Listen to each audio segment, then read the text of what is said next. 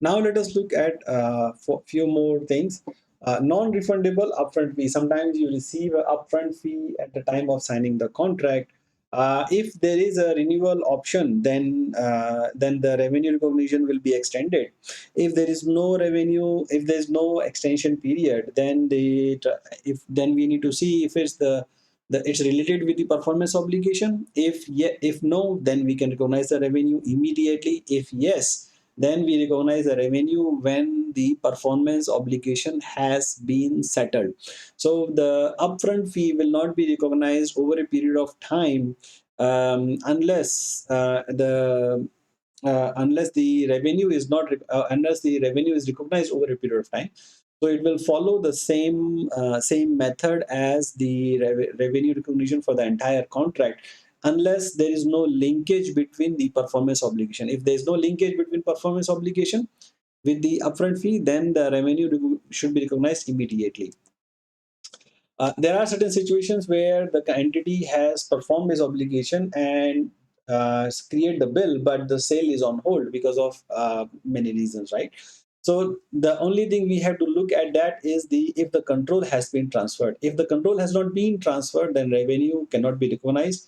If the control has been transferred, then we have to also ensure a following few things before we recognize the revenue, and that is the what is the reason for holding, if there is any substantive reason for holding, if the goods can be separately identified and the company cannot sell it or cannot use those goods and services, and they are ready for physical delivery. So it's not like you have created the goods and services but they are not complete, and that's you want to recognize the revenue, so you hold the sale, hold the delivery, but that should just create the bill only. So to avoid those kind of things, the IFRS has very specific guidance.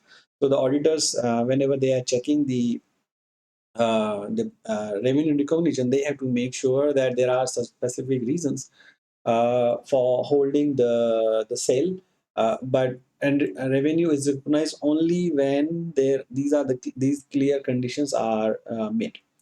Then there are licenses. So if the licenses are distinct, then at the time of transfer, it will be created over a period of time or throughout its life, as it depends on the performance obligation of the licenses.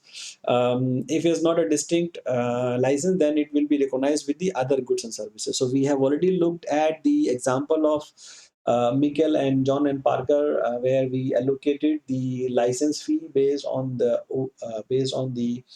revenue and the usage.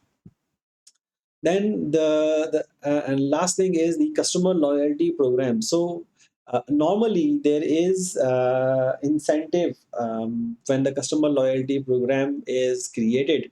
If there is a change in the incentive later on, then change will be the new performance obligation.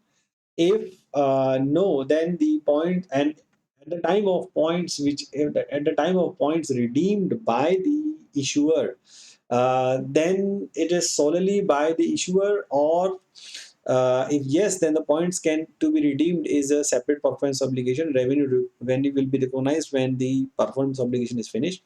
But if not by use issuer only, then or if somebody else, then the revenue should be recognized immediately, and the amount received as the CLP is the contract liability, because you are if because the performance is if the points are redeemed by the others, so that you are in a contractual liability for that.